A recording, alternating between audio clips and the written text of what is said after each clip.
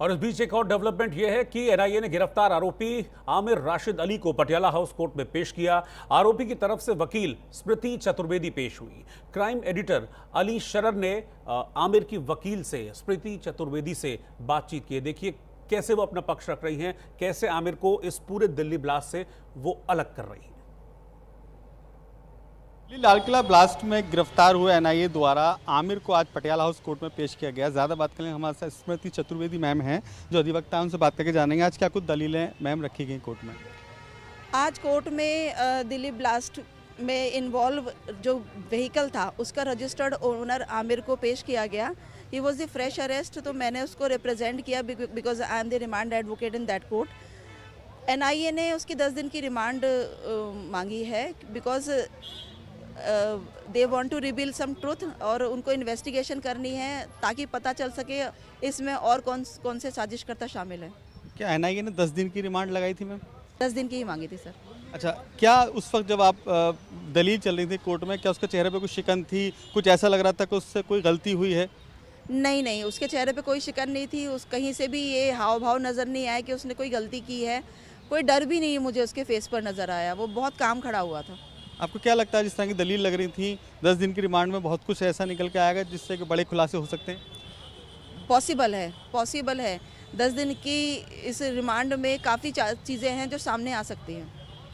तो ये थी अधिवक्ता स्मृति चतुर्वेदी, जिन्होंने साफ तौर पर बताया कि इस पूरे 10 दिन की रिमांड के अंदर बहुत कुछ ऐसा है जो एनआईए की तरफ से जांच में निकल के बाहर आएगा।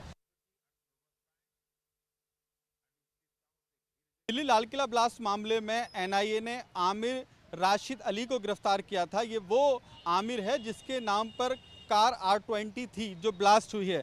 इसकी गिरफ्तारी के बाद आज इसे पटियाला हाउस कोर्ट में पेश किया गया एनआईए की विशेष अदालत में, जहां से 10 दिन की रिमांड में एनआईए को आमिर को दे दिया गया है। यानी कि अभी माना जा रहा है कि इन 10 दिन के अंदर कई सारे महत्वपूर्ण सबूत एनआईए के हाथ लगने बाकी हैं, क्योंकि जो डायरी बरामद हुई है अल्फा यूनिवर्सिटी से और जो मोबाइल उमर का बरामद किया फरीदाबाद से, उसमें कई सारे ऐसे सबूत हैं जिनसे मिलान करने के बाद एक बड़ी उपलब्धि हासिल हो सकती है। इसी के मद्देनज़र आज कोर्ट ने 10 दिन की रिमांड दी है। साथ के साथ जो कोर्ट में बहस चल रही थी वहाँ पर अधिवक्ता थी मौजूद, जिनका साफ तौर पे कहना था जब हमने बात की उनसे कि उसके चेहरे पे कोई शिकन नहीं थी, न उसे कोई पछतावा था। उसका खुद का ये कहना था जब उनसे व्यक्तिगत तौर पर बात की गई कि मैं इस कार का मालिक हूँ, मेरा ये कसूर है।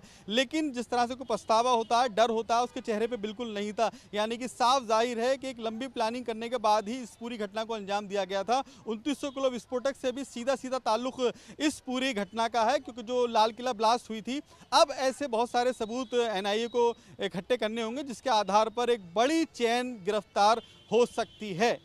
कैमरामैन भूषण के साथ अली शरर, न्यूज़ इंडिया, दिल्ली। और इस बीच एक ब्रेकिंग न्यूज में आपको बता दूं, दिल्ली ब्लास्ट में एक और गिरफ्तारी हुई है। एनआईए ने जासिर बिलाल वानी उर्फ दानिश को अरेस्ट किया है। ये दानिश अनंतनाग के कांजीगुंड का रहने वाला है। एनआईए ने श्रीनगर से दानिश की गिरफ्तारी की है। दानिश पर दिल्ली ब्लास्ट में मदद करने का आरोप है और इस मामले में एनआईए के लिए इसे बड़ी कामयाबी के तौर पर देखा जा रहा है। मैं आपको ये बता दूं कि आतंकियों की मदद के लिए ड्रोन और रॉकेट बनाने का आरोप है जासिर बिलाल वानी उर्फ दानिश पर। लाल किला धमाके के बाद ड्रोन और रॉकेट से भी हमले की साजिश रची गई थी दानिश की तरफ से। तो इस मामले में एनआईए की टीम लगातार जांच कर रही है और इस जांच के दौरान एनआईए के हाथ की बड़ी कामयाबी लगी है जब दानिश नाम का ये आतंकी शख्स अरेस्ट किया गया है। इसे जम्मू कश्मीर से अरेस्ट किया गया है। ये अनंतनाग के कांजीगुंड इलाके का रहने वाला ये शख्स है जिसे एनआईए की टीम ने अरेस्ट किया है। अली शरर हमारे एडिटर क्राइम इस वक्त साथ में जुड़ रहे हैं। अली, क्या जानकारी है इस दानिश के बारे में और इसके रोल के बारे में? देखिए, बिल्कुल अभी तक की जानकारी के मुताबिक ये उसी आतंकी का साथी है जिसने इस पूरी घटना को अंजाम देने में पूरा सहयोग दिया था। लेकिन आज जिस आरोपी को पटियाला हाउस कोर्ट में पेश किया गया आमिर को, ये वो शख्स था जिसके नाम I-20 कार थी।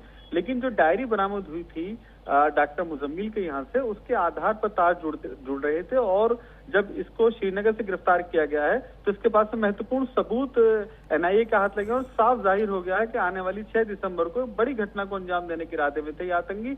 इससे पहले इनकी गिरफ्तारी की गई है और अभी ये भी माना जा रहा है कि बहुत जल्द इसके तमाम साथियों को और गिरफ्तार किया जाएगा। ठीक है अली, बहुत शुक्रिया आपका इस जानकारी के लिए।